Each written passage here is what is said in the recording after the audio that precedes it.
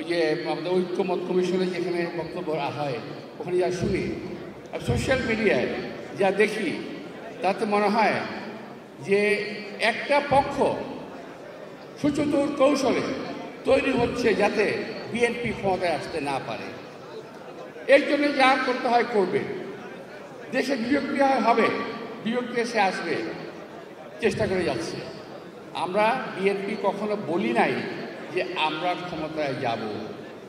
BNP 17-18 বছর আন্দোলন করেছে। এখানে বিএনপি যত নেতৃবৃন্দ আছেন, বিএনপি নেতৃবৃন্দ ছাড়াও বহু নেতৃবৃন্দ আছেন যারা নাকি জেলে গেছেন। আমি ভুলে গেছি একটা জিনিস, আমি শ্রদ্ধা জানাচ্ছি আমার যে সমস্ত ভাইরা আত্মাহুত দিয়েছেন, শ্রদ্ধা জানাচ্ছি আমার যে ভাইরা আমার সামনে এসে ছবি তুলেছেন, আহত ভাইরা, তাদের ত্যাগের বিনিময়ে যে অর্জিত হয়েছে ঐক্য, আমি তাদের কথা স্মরণ করে বলতে চাই যে আজকে বিএনপিকে প্রতিপক্ষ ভাবার কোনো কারণ নাই।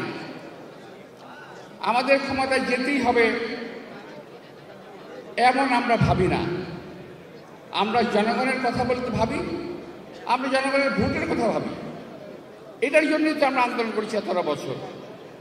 সুতরাং বিএনপিকে প্রতিপক্ষ ভেবে জাতির ভিতরে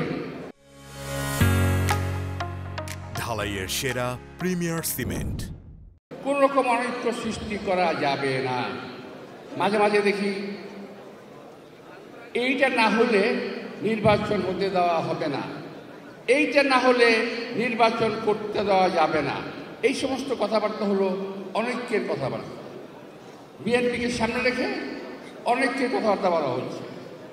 আমি শুধুমাত্র আজকে আমাদের প্রিয় নেতা, স্বাধীন বাংলাদেশের, আধুনিক বাংলাদেশের যিনি প্রতিষ্ঠাতা শহীদ রাষ্ট্রপতি জিয়া রহমানের কথা স্মরণ করে একটি কথা বলতে চাই।